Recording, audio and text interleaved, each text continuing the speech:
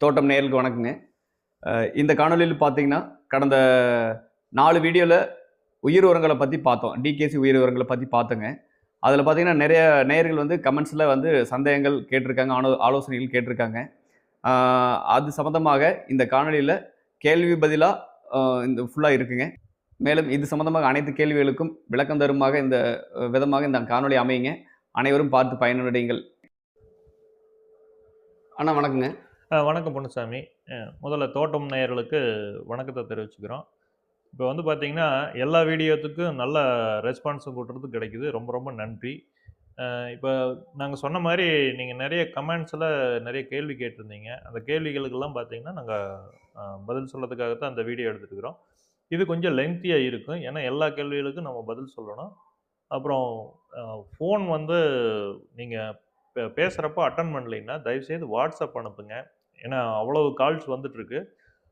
தப்பா நெனச்சுக்காம வாட்ஸ்அப் பண்ணுங்க. உங்களுக்கு அதில வாய்ஸ் நோட் போட்டு விடுங்க. உங்களுக்கு தேவையான எல்லா பதில்களும் கிடைக்கும்.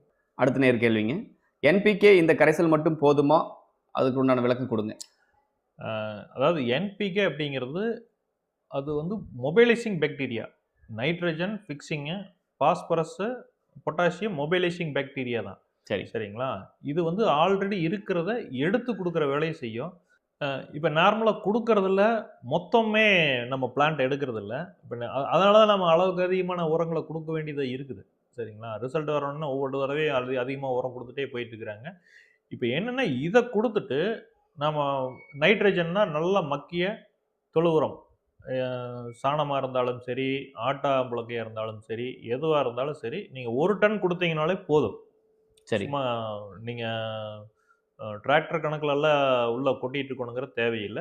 1 டன் குடுத்தாலே போதுமானதா இருக்குது. அது எப்படி அ ஓடபிள்யூடிசி வச்சு பெருக்கிறது, ஊட்டமேற்றிய தொழுவம் ரெடி பண்றது, அது எல்லாமே நாங்க சொல்றோம். அப்புறம் பாஸ்பரஸுக்கு என்னன்னா, ராக் பாஸ்பேட் இப்ப எல்லா பக்கம் கிடைக்குது. ராக் சரி. பாஸ்பேட்டா இருந்தாலும் சரி, எலும்பு தூளா இருந்தாலும் சரி, அதையும் வந்து பார்த்தீங்கன்னா, நீங்க இது ஓடபிள்யூடிசி இருக்குது இல்லைங்களா? ஆமா. அதில போட்டு மிக்ஸ் பண்ணி ஒரு 2 டேஸ் கழிச்சு குடுங்க. அது வந்து பாஸ்பரஸ் சத்து. அப்புறம் சீவீடு வந்து பொடி கிடைக்குது. சரி. இந்த ஹை காஸ்ட் சீவீடுக்கெல்லாம் போயிற வேண்டாம். இந்த ஜெல்லு, எக்ஸ்ட்ராக்ட் இதெல்லாம் ரொம்ப ஹை காஸ்ட் வரும். இருக்கிறதுலயே லோ காஸ்ட் சீவீடு பொடி. சரி. கடல் பாசி பொடி வந்து பார்த்தீங்கன்னா, ஒரு ஒரு மூட்டையே ஒரு ரூ. 500, 600 அந்த ரேஞ்ச் இருக்கும். அது ஒரு 10 கிலோ 100 லிட்டர்ல போட்டு மிக்ஸ் பண்ணீங்கன்னா, அது கிட்டத்தட்ட ஒரு ஒரு 3, 4 தடவ குடுக்கலாம். சரிங்களா? பொட்டாசுக்கு சீவீடு, அ பாஸ்பரஸுக்கு ராக் பாஸ்பேட்டு அல்லது எலும்புத்தூளு. இது எல்லாமே நீங்க 100 லிட்டருக்கு 10 கிலோ போதுமானதா இருக்கும். சரி. சரிங்களா? அதுவே 10 லிட்டருக்கு 100 லிட்டர்னா ஒரு ஒரு தடவையும் ஒரு 10, 10 லிட்டர் குடுங்க. சரிங்க. ரொம்ப ரொம்ப காஸ்ட் கட்டிங்கா இருக்கு. இது என்ன பண்ணும்னா, நல்ல அயனைசிங் ஃபார்மேட்டுக்கு மாத்தி நேனோ ஃபெர்டிலைசரா மாத்திரும். சரிங்களா? அப்புறம் சரி. உதாரணத்துக்கு ஆட்டாம்புழக்கை இருக்கு இல்லையா? நைட்ரஜன் வேணும்னா ஆட்டாம்புழக்கை வந்து பார்த்தீங்கன்னா, ஒரு 40 கிலோ 200 லிட்டருக்கு போட்டீங்கன்னா, ஒரு ஒரு தடவையும் நீங்க 10லிருந்து 20 லிட்டர் குடுக்கலாம். என்னாகுன்னா, நானோ ஃபெர்டிலைசர் ரெகுலரா குடுத்துட்டு இருக்கிறப்போ, பயிருக்கு தேவையான எல்லா சத்தும் போயிரும். நம்மகிட்ட இருக்கிறது என்பிகேங்கிறது வர்ற என்பிகேவ பிரிச்சு பயிருக்கு சேர்த்துற வேலைய பார்த்துக்கும். சரியா? இது நீங்களே நெறைய இன்னோவேட்டிவ் பண்ணிக்கலாம். இப்போ ஒரு சில இலைகள்லாம் நெறைய சத்து இருக்குதுன்னா, அதெல்லாம் நான் சொன்ன மாரி NWDC இருக்கு இல்லைங்களா? இலைகள் இருக்கிற சத்தெல்லாம் எக்ஸ்ட்ராக்ட் பண்றதுக்கு NWDC யூஸ் பண்ணிக்கங்க. இந்த மாரி ஒவ்வொன்னா, இந்த சிங்கிள் பொருளெல்லாம் இருக்குது இல்லைங்களா? அதுக்கு யூஸ் பண்ணலாம். அப்புறம் இன்னொருத்தர் கேட்டுருந்தாரு. எதுக்குன்னா, அந்த ம் தர்பூசணி பயிருக்கு ஒவ்வொரு நாள் விட்டு அவங்க வாட்டர் சொல்யூபிள் உரமெல்லாம் குடுக்குறாங்க. நீர்ல கரையக்கூடிய உரமெல்லாம் குடுத்துட்டுருக்காங்க அப்படின்னு. சரிங்க. அந்த மாரி குடுக்குறப்ப நீங்க வேமு, அ ட்ரைகோடர்மா இதெல்லாம் யூஸ் பண்றீங்க இல்லையா? ஆமா. வேம் வளர்க்குறப்ப பார்த்தீங்கன்னா, நல்லா வேர் வளர்ந்துக்கும். நீங்க குடுக்குறதுல 3ல 1 பங்கே குடுத்தீங்கன்னா போதும். ஆ ஒரு ஒரு நாள் குடுத்து இப்ப உதாரணத்துக்கு ஒரு 3 கிலோ குடுக்குறீங்கன்னா, 1 கிலோ குடுங்க போதும். அது எப்படின்னா, OWDCல நல்லா கரைச்சு குடுங்க. அது என்னன்னா, நல்லா குக் பண்ணி குடுக்குறதுனால, குறைவான அளவே குடுத்தாலும் அந்த பழைய அளவுக்கு அதாவது கிருஷ்ணன் சந்திராவோட கான்செப்ட்டே எப்படின்னா, விவசாயிகளுக்கு இடுபொருள் செலவ ரொம்ப ரொம்ப குறைக்கணும் அப்படிங்கிற எண்ணம் தான். சரிங்களா? நீங்க இந்த பின்னாடி வந்து பார்த்தீங்கன்னா, நம்ம கெமிக்கல் ஃபார்முலேஷன் எப்படி பண்றாங்களோ, அவங்களுக்கும் கைட் பண்றோம். சும்மா இயற்கை விவசாயிகளுக்கு மட்டும் கிடையாது. அதுதான் எங்களோட அட்வைஸ். முடிஞ்ச அளவுக்கு நீங்க வந்து பார்த்தீங்கன்னா, கெமிக்கல் இல்லாத ஃபார்மிங்க்கு வாங்க அப்படிங்கிறது எங்களோட அட்வைஸ். அத மீறி இதைத்தான் பண்ணுறேன்னு ஒரு சில பேர் சொல்கிறவங்களுக்கு அது அது எப்படி விலை குறைச்சலாக பண்ணுறதுங்கிறத நாங்கள் சொல்கிறோம். டச்லேயே இருங்க. கூடிய விரைவில் நாங்கள் வந்து பார்த்தீங்கன்னா டெலகிராம் சேனல் ஒன்று ஓப்பன் பண்ணுறோம். ஏன்னா அது க்ளவுட் பேஸ்டு சர்வீஸாக கொண்டு போகலான்னு சொல்லிட்டு பிளான் பண்ணிட்டு இருக்கிறோம். எங்கள் கூடயே இருங்க. உங்களுக்கு முடிஞ்ச அளவுக்கு எவ்வளவு காஸ்ட்டு. அப்புறம் இன்னொரு விஷயம் சொல்லிக்கிறேன். ஜூம் மீட்டிங் எல்லாம் பிளான் பண்ணிட்டு இருக்கிறோம். நீங்கள் ஒரு 20 பேர் 30 பேர் சேர்ந்துட்டு ஒரு டைமிங் சொன்னீங்கன்னா எங்களோட அவைலபிலிட்டியும் பார்த்துட்டு எல்லாமே எப்படி பண்ணுறது என்ன ஏதுங்கிற அத்தனை தெளிவான விளக்கங்களை சொல்கிறதுக்கு ரெடியாக இருக்கிறோம். நீங்கள் உபயோகப்படுத்திட்டீங்கன்னா உங்களுக்கு பிரயோஜனமாக இருக்கும். சரிங்க. ஒரு நேயர் கேட்குறாருங்க, ட்ரிப் இரிகேஷன் அவர்கிட்ட இல்லைன்னு சொல்கிறாரு. வாய்க்கால் பாசனமாக தான் அவர் பயிர்களுக்கு தண்ணி பாய்ச்சிட்டு இருக்காரு. இதில் எவ்வளவு கரைச்சி விடலாம், எப்படி விடலான்னு கேட்குறாரு. அதாவது வாய்க்கால் பாசனம்னா இப்போ எல்லாருமே பயன்படுத்திட்டு இருக்கிற முறை தான். ஒரு பேரலில் ஒரு சின்ன டேப் வச்சுட்டு அதை பார்த்தீங்கன்னா வாய்க்கால்லையே ஓப்பன் பண்ணி விட்ருங்க, அதெல்லாம் போயிடும். என்னென்னா இன்னும் கொஞ்சம் அதிக குவான்டிட்டி அதிகம் பண்ணிடுங்க. இப்போ உதாரணத்துக்கு வேமெல்லாம் பார்த்தீங்கன்னா நான் 50 லிட்டர்னா 100 லிட்டரை கொடுங்க. சரி, சரியா? அதாவது குவான்டிட்டி அதிகம் பண்ணி கொடுங்க. தாராளமாக வாய்க்கால் பாசனத்திலே உபயோகப்படுத்தலாம். நீங்கள் இது வரைக்கும் இடுபொருளுக்கு செலவு பண்ண காசு இருக்குது இல்லைங்களா? சரி. இப்போ அது நிறைய மீதியாகும். கொஞ்சம் நெஞ்சமெல்லாம் இல்லை. ஒவ்வொருத்தரும் சொல்கிறத பார்த்தா நம்ம மற்றவங்கள கம்பேர் பண்ண வேணாம். இப்போதைக்கு நம்மளதை உபயோகப்படுத்தினா ஏக்கருக்கு இடுபொருட்கள் செலவு ஒரு 5000 ரூபாய்க்குள்ளே வந்துடும். சரியா? அப்போ மீதியெல்லாம் நிறைய மீதியாகுது இல்லையா? ஆமாம். அடுத்ததுக்கு ட்ரிப்புக்கு போடுறதுக்கு இதுலேயே காசு சமைச்சு பண்ணிக்கங்க. கண்டிப்பாக. நான் அடுத்த நேயர் கேட்குறாங்க, இப்போ நிறைய கம்பெனிகள் வந்து வேகமாக வந்துட்டு இருக்குங்க இந்த உயிர் உரத்தில். அதில் வந்து எது சிறந்ததுன்னு கேட்குறாங்க. அடுத்தது வந்து இதில் எது வந்து பெருக்கம் செய்யும் முறை வந்து ஆய்வகத்தில் மட்டும்தான் பண்ண முடியுமா, இல்லை நம்மளும் பெருக்கக்கூடியது அது உகந்தது தானான்னு கேட்குறாரு. ஸோ வந்து பார்த்தீங்கன்னா நம்ம மற்றவங்க பொருளை பற்றி நம்ம எதுவும் கமெண்ட் சொல்ல முடியாது எது பெஸ்ட்டுன்னு. இப்போ நமக்கு வந்து கையில் இருக்கிற ஆப்ஷன் வந்து பார்த்தீங்கன்னா கிருஷ்ணன் சந்திராவோட ப்ராடக்ட். அது எதனால் மற்றதை விட பெஸ்ட் அப்படின்னா உங்கள் இடத்துல நீங்களே மல்டிப்ளை பண்ணிக்கலாம், பெருக்கிக்கலாம் அப்படிங்கிறது இதனோட மிகச்சிறந்த ஒரு யூனிக் பாயிண்ட்டு. என்னென்னா மற்றதெல்லாம் நீங்கள் 1 லிட்டர் வாங்கினீங்கன்னா என்ஹான்ஸ் அதனோட வீரியத்தை அதிகப்படுத்தி விடலாம். பல தடவை மல்டிப்ளை பண்ணலாமான்னு கேட்டால் வீரியம் அப்படியே குறைஞ்சிரும். சரியா? 1 லிட்டர் வாங்குறீங்கன்னா ஒரு 50 லிட்டர் 100 லிட்டர் அதை அதிகம் பண்ணி விடலாமே வெளிய நீங்கள் கண்டினியூஸாக வந்து பார்த்தீங்கன்னா பெருக்கம் பண்ணி விடுறதுக்கு உண்டான அளவுக்கு அதில் ஸ்போர்ட்ஸ் இருக்காது, அதனோட ஸ்ட்ரென்த் இருக்காது. இப்போ கிருஷ்ணன் சந்திரா பண்ணதோட மிகப்பெரிய விஷயம் என்னன்னா உங்ககிட்டயே தாய் கழிச்ச மதர் திரவத்தை கொடுத்துறாரு. சரிங்களா? சரி. கொடுக்கறதுனால என்னன்னா நீங்க வருட கணக்கில் பெருக்கிக்கலாம். லேப்ல அவர் சொன்ன மாதிரி லேபில் வச்சு தான் அதை பெருக்கணும். புரியுதுங்களா? பட் ரொம்ப ரொம்ப எளிமைப்படுத்தி உங்கள் தோட்டத்தில் நீங்கள் வெறும் வெள்ளத்தை மட்டும் வச்சு தண்ணீரை மட்டும் வச்சு பல தடவை மல்டிப்ளை பண்ணுற மாதிரி ஒரு ஆப்ஷனை கொடுத்துருக்காரு. ஓகே. அதனால தான் பார்த்தீங்கன்னா நார்த் இந்தியாவில் இவ்வளோ கொண்டாடிட்டு இருக்காங்க. சரிங்களா? நல்லது.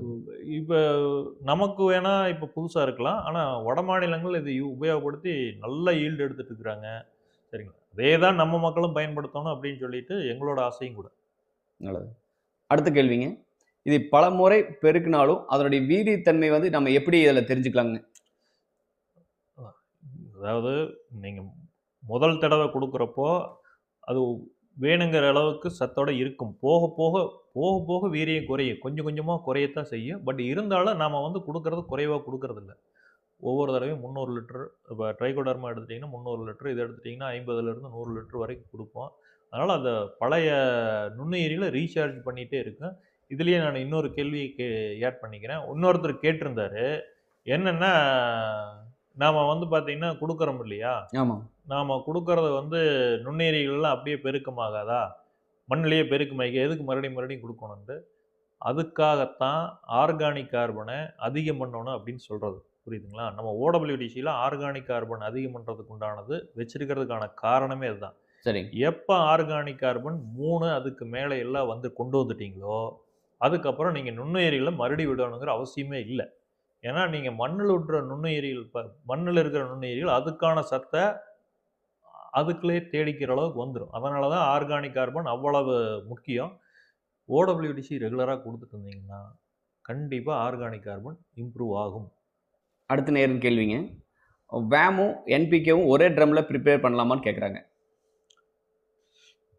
தாய் திரவத்தை பொறுத்த வரைக்கும் ஒன்றுக்கு ஒன்று கலக்கவே வேண்டாம். அதையே தனித்தனியாக தான் பெருக்கியாகணும். சரி.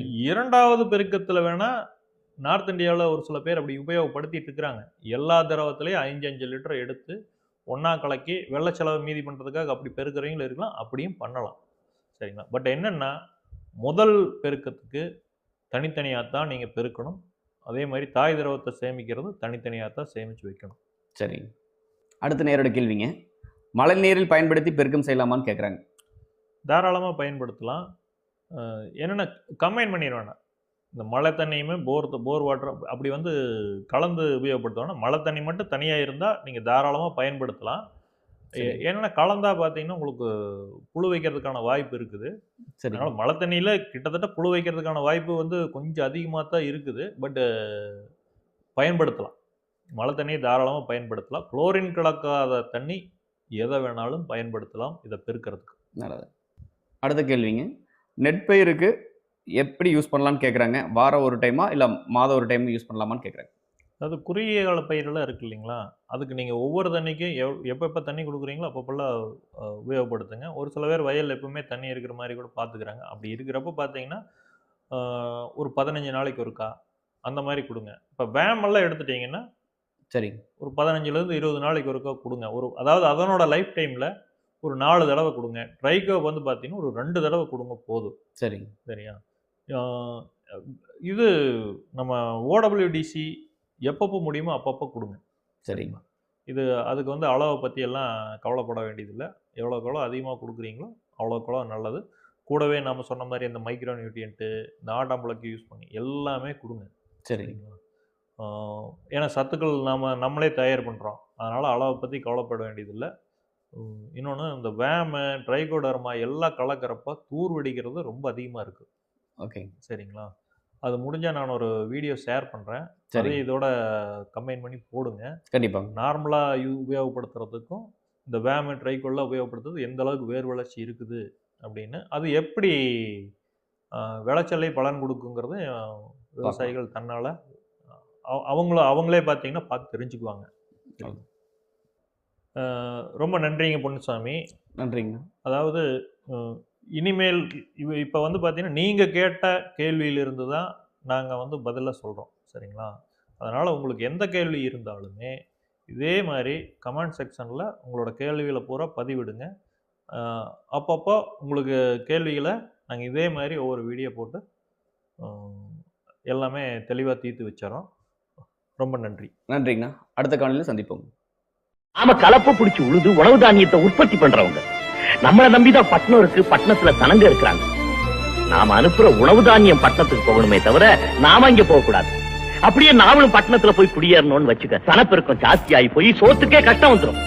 கிராமத்துல இருக்கிற சனங்கள்லாம் பட்டணத்துக்கு போய் குடியேறணும்னு நினைக்கிறதே தப்பு.